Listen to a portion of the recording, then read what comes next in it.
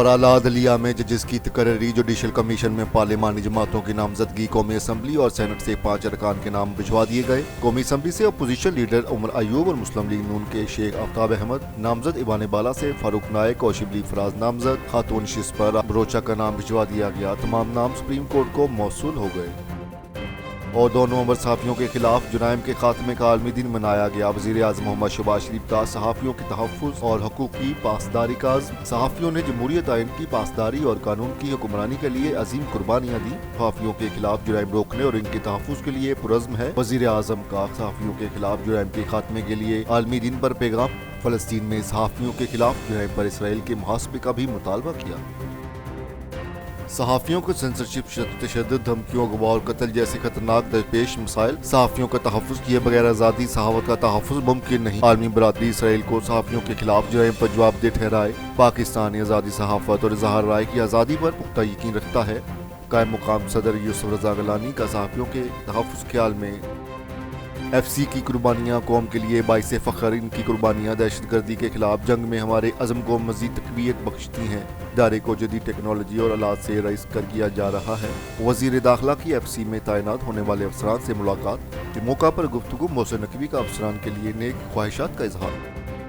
وفاقی وزیر تجارت جام کمال مشترکہ وزارت کمیشن کے اجلاس اور بزنس فورم میں شرکت کے لیے پاکستان روانہ ہو گئے۔ جام کمال 4 نومبر کو بزنس فورم میں پاکستانی وفد کی نمائندگی کریں گے۔ پاکستانی اور ازبک تاجروں کے درمیان اہم ملاقاتیں بھی شیڈول ہوئی۔ بزنس فورم کے ذریعے تجارتی اور سرمایہ کاری تعلقات مزید مضبوط ہوں گے۔ وزیر اعلیٰ پنجاب مریم نواز شریف سے طالوی سفیر مرلینا ارمیلن کی ملاقات۔ ثقافت، سیاحت اور تجارت کے شعبوں میں تعاون کے فروغ پر اتفاق۔ پنجاب میں ڈیری اور لائف سٹاک منصوبوں میں سرمایہ کاری کی یقین دہانی۔ اٹی کی چکوال میں زیتون کی کاشت مزید بڑھانے کی پیشکش۔ مریم نواز کا اٹی کے ساتھ مختلف شعبوں میں اشتراک بڑھانے کا عزم۔ بشرا بی بی کی رہائی۔ پی ٹی آئی نے تسلیم کر لیا کہ ڈیل کے نام پر مفاہمت ہوئی۔ مارکیٹ میں ہم ہی غلام ہیں کے نام سے پی ٹی آئی کا نیا سٹیکر آنے والا ہے۔ پی ٹی آئی والوں کا ملکی اور ترقی اور عوام کی خدمت سے کوئی سروکار نہیں۔ خیبر پختونخوا کے وسائل بانی پی ٹی آئی اور ان کی فیملی پر خرچ کیے جا رہے ہیں۔ وزیر اعلیٰ پنجاب مریم نواز صوبے کی ترقی کے لیے کوشاں ہیں۔ وزیر اطلاعات پنجاب عظمیٰ بخاری کی میڈیا سے گفتگو۔ پاکستان میں مہنگائی کی شرح میں نمایاں کمی ہوئی اور عوام کو ریلیف ملا۔ جب بھی سرمایہ کاری کے لیے کوئی دوست ملک پاکستان آنا چاہتا ہے تو پی ٹی آئی کا سازشی ٹولہ احتجاج کی شروع کر دیتا ہے۔ پی ٹی آئی حکومت کی ناقص پالیسیوں کا عوام آج بھی خمیازہ بھگت رہی ہے۔ خیبر پختونخوا کے لوگ بدامنی اور مسائل کا شکار ہیں۔ خیبر پختونخوا حکومت عوام کے مسائل پر توجہ نہیں دے رہی۔ سینیٹر طلال چودھری کی میڈیا سے گفتگو۔ پاکستان اور جرمنی کا بلین ٹری منصوبے کا دوسرا مرحلہ شروع کرنے پر اتفاق۔ جرمنی 20 ملین یورو دے گا۔ بلین ٹری منصوبے کے لیے پہلے مرحلے پر تیزی سے کام جاری ہے۔ منصوبے کے تحت خیبر پختونخوا میں 10 ایکڑ زمین پر درخت لگائے جائیں گے۔ منصوبے کے ذریعے ماحولیاتی نظام کی بہتری کے لیے انفارمیشن مینجمنٹ سسٹم بنایا جائے گا۔ ترجمان اقتصادی امور۔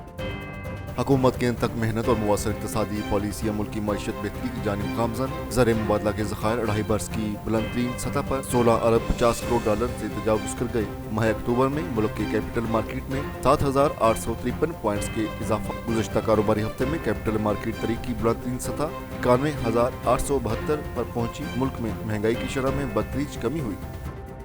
ہواؤں کا رخ تبدیل۔ لاہور میں فضائی آلودگی میں خاطر خواہ کمی۔ آلودگی انڈیکس 1000 سے کم ہو کر 283 ہو گیا۔ ہواؤں کا رخ دوبارہ بھی بدل سکتا ہے۔ ماہرین موسمیات کا انتباہ۔ ماسک کا استعمال لازمی کریں۔ شہری بلا ضرورت گھروں سے نہ نکلے۔ سینئر وزیر مریم اورنگزیب کی اپیل۔ بھارت کو ہوائی محاذ پر بالادستی میں مشکلات کا سامنا۔ بھارت کے فضائیہ میں تیجس مارک 1A طیاروں کی شمولیت میں مزید تاخیر۔ امریکی کمپنی جنرل الیکٹرک سے انجن کی فراہمی لٹک گئی۔ 2025 تک ملنا تھے مگر اب 2 سال کے بعد دستیاب ہوں گے۔ اور مشرق وسطیٰ میں اسرائیل کی بربریت جاری۔ صہیونی فوج کی شمالی غزہ پر بمباری۔ 84 فلسطینی شہید ہونے والوں میں 50 بچے بھی شامل۔ لبنان کے مختلف شہروں پر بھی صہیونی فوج کے حملے۔ 58 افراد جاں بحق۔ حزب اللہ کے اسرائیل کے وسطی شہروں پر راکٹ حملے۔ 30 افراد زخمی۔ اگلا امریکی صدر کون ہوگا؟ ڈیموکریٹک امیدوار کملا ہیرس اور ریپبلکن ڈونلڈ ٹرمپ کے درمیان سخت مقابلہ۔ امریکی صدارتی انتخابات میں صرف 2 روز باقی۔ انتخابی مہم آخری مرحلے میں داخل۔ ٹرمپ اور کملا ہیرس کے ایک دوسرے پر لفظی وار۔ امریکی شہریوں کی زندگی میں بہتری لانے کے دعوے۔ دونوں صدارتی امیدوار ووٹرز کی توجہ حاصل کرنے کے لیے کوشاں ہیں۔ بھارت کے غیر قانونی زیر قبضہ جموں و کشمیر میں بھارتی افواج کی ریاست دہشت گردی جاری۔ تازہ کارروائی کے دوران ضلع اسلام آباد میں 2 کشمیری نوجوان شہید کر دیے گئے۔ نوجوانوں کو ضلع کے علاقائی حرکات گلی میں محاصرے اور تلاشی کی کارروائی کے دوران جعلی مقابلے میں شہید کیا گیا۔